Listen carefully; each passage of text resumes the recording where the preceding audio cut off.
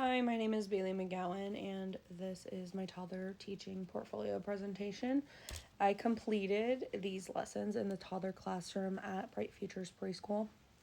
My goal as a teacher is to create a safe, structured, and engaging environment where all of the toddlers can feel safe through play and also feel supported in their development. So, the class and student context. For this experience, I worked in a toddler classroom, and the students aged from ages 1 to 3, so 18 months to 3 years old, right before they enter the preschool program there at Bright Futures. This classroom focused heavily on routine, structure, and relationships. At this age, students are still developing communication, social emotional needs, as well as attention. There were a variety of needs in their classroom, including students who needed help with communication, transitions, and behavior. And because of this, my teaching needed to be very hands-on, simple, short, and flexible. And I had to use clear directions, repetition, and modeling so that students could understand as well as stay engaged in what I was teaching them. So for my unit plan, I continued. I definitely just went along with different fun things that their curriculum kind of does, so that way it would just follow along, and it was definitely kind of themed springtime, and I wanted the students to be engaged and have lots of simple learning that will help them, and they can carry it into their preschool classroom. So the themes were definitely simple, and I wanted them to connect. I also wanted to tie in social emotional learning as well, because a lot of these students needed that, and in general, toddlers just need that. So the goal of these lessons was not just academic learning, but also making sure the students were engaged, definitely helping with their communication and having them all be participating.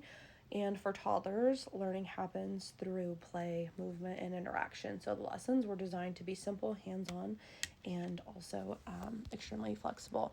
So the first lesson that I ended up teaching for the toddlers, it was actually the day before St. Patrick's Day. So I wanted to make sure that I tied in social emotional development, as well as making sure that everything was fun, because their teachers had already had that week set out so that it would be their St. Patrick's Day week. So I read a book about a leprechaun, and the book focused on how the character was feeling throughout the story, because he was a leprechaun and he was having a lot of different emotions. So while reading, I paused to ask little questions to the students, and it wasn't necessarily using their words, but it was showing emotions on their face, or asking them, how does a leprechaun feel? Or if his face says this, then what does that mean? So the goal of this lesson in general was to help students begin recognizing emotions and start connecting them to real situations in life. And I also wanted students to make sure that they could express their emotions through art. And I also wanted lots of hands-on activities for them to explore. And I did that through different lessons. So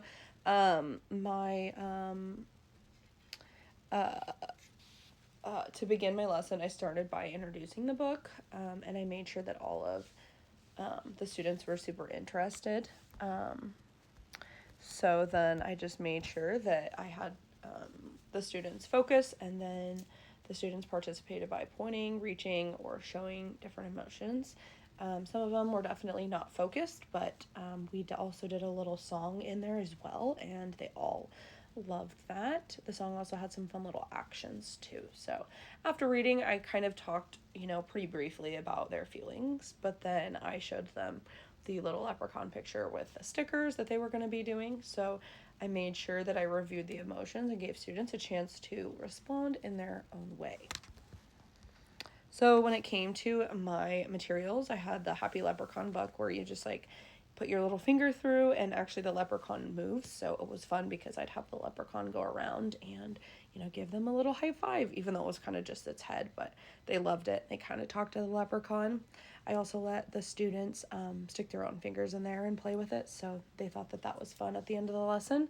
So I made sure that I also used my own facial expressions when modeling, so that way it would kind of support their understanding. And I adapted the lesson and made sure that I used simple language. I repeated ideas, and I allowed students to respond in different ways. These materials helped students participate even if they were not verbal yet. So I also thought that this activity, I used stickers, so that definitely gave them some different sensory input, and it was just super fun for them. So when it came to supporting diverse learners, I supported learners using the MTSS approach. So at Tier 1, I used whole group instruction with modeling and repetition. At Tier 2, I provided extra prompting and guidance for students who needed more support. And at Tier 3, I worked one-on-one with students, helping them respond as well as staying engaged. I also allowed flexible responses like pointing, moving, or making facial expressions. Oops, sorry. So my follow-up support, different examples. I had a lot of communication delays in my classroom and very, very limited verbal skills. So there was one girl that is pretty deaf. I think that she can maybe sometimes hear super, super loud sounds, but when I taught the first time, she had no supports like ear and hearing wise, and she also cannot see very well, so she has some glasses that help her see, but she definitely struggles with both of those things. And then there was about one girl in the classroom that had verbal skills, and the rest of the students definitely struggled in different various ways. So they also had a lot of different emotional needs, so I made sure that by doing this lesson, it would identify their feelings. And I made sure that we had fine motor development during art because it is very important for toddler age. And then when I worked in small groups for the art activity, it was great. And I made sure that I modeled emotions while we were doing that, and as well as in the book as well. So then I provided extra support at the rug, and as well as when I worked with them creating the leprechaun sticker emotion pictures. And then with different students, I had to help them with the stickers, so I'd peel them off, I'd stick them to their fingers so they could stick them on, or when I started one of the little boys, I had to have I stuck something first, and then he kind of got used to it and understood. So in this classroom, I definitely had to consider individual needs, like developmental delays, autism, and a student who was deaf, as I had just previously mentioned. So then when it came to my reflection, different things that worked well, the students really engaged in the book. They connected to the story, and they really did love the art activity. They did that. I worked with 2 students at a time while doing that. And then we also had visuals and hands-on materials that worked well for all of the learners. Something that surprised me was how simplified things had to be for me, and a few students used gestures and nonverbal ways to show their understanding. And what I would do differently, I would definitely spend more time talking about emotions before the activity. I would add some more visuals, and I would break the activity into smaller steps if I was there longer, and I would give a little bit more support, one-on-one support throughout my lesson. So when it came to my lesson 2, I used the lesson 3 for my unit plan. So for my second lesson, I focused, because it was springtime, and I did a spring themed activity focused on painting and flowers. I introduced the lesson by reading a simple book, and then the students did a painting activity where they had real flowers, and they would actually paint with them. So we talked about rain in the spring, we talked about trees, we talked about how flowers grow, and then once we read the story together, it talked about rain. So we talked about that a little bit because it had rained the day previously. And then in closing, we reviewed what happens in spring, and we talked about how flowers grow. So for my lesson materials, I brought some flowers from my house that I had just gotten, actually.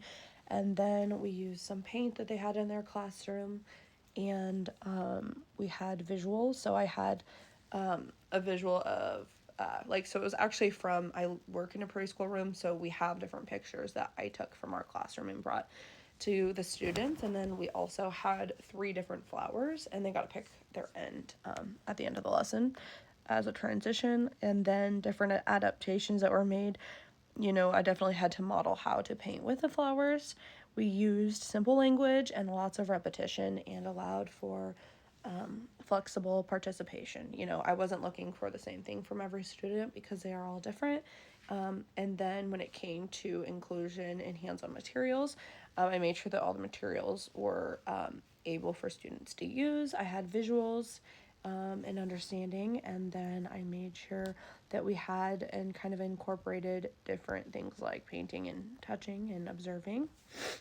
When it came to supporting the diverse learners, I considered that all students, had different delays, so I made sure that I took into account for that. I included students, with all of their different needs, and then I used for my supports here, sorry, it kind of cut off there, but I used my MTSS supports. So when it came to those supports, I included hands-on materials and visuals. For tier 2, I included small group support and guided practice. And then tier 3, I had one-on-one support and simplified tasks. I used modeling, questioning, and scaffolding for all of my learners. So for my follow-up supports, I had some students that needed help staying engaged, following directions, and participating.